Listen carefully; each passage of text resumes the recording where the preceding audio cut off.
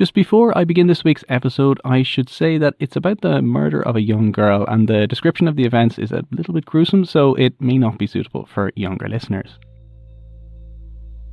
I'm Connor Reid with words to that effect. The case of William Edward Hickman went to trial in Los Angeles in 1928. The accused was charged with the gruesome murder of a 12-year-old girl, and he faced the death penalty. The trial was reported all across the US because it was the culmination of a horrific tale of murder and kidnapping which had gripped the entire nation. The courtroom was packed for Hickman's trial, defence and prosecution attorneys looking to make a name for themselves in one of the most high-profile trials of the decade. The public gathered to get a glimpse at this young man who had so violently murdered a little girl. But among all these people, I'm going to focus on two very different men with very different opinions. The first is Richard H. Cantillon, one of Hickman's defence attorneys.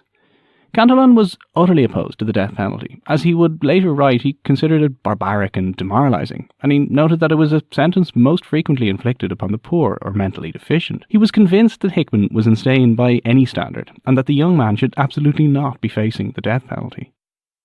The second man in the courtroom was a world-renowned author, Edgar Rice Burroughs. Burroughs' opinions very much reflected those of the general public. Hickman was a criminal and a murderer. He may be depraved or morally corrupt, but he was cold and calculating when it came to kidnapping and murder. It made no difference what some academic expert might say about his sanity. He was evil and deserved to hang for what he'd done. And so began the trial of William Edward Hickman, Cantillon sitting at the front of the court defending his client, Burroughs in the press box, reporting in a long series of articles for the Los Angeles Examiner. But let's go back a bit to the murder itself. In December 1927, Edward Hickman arrived at 12.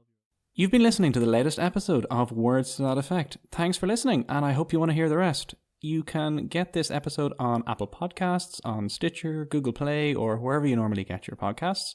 Or you can go to the Words to That Effect website, which is wttepodcast.com. Thanks very much.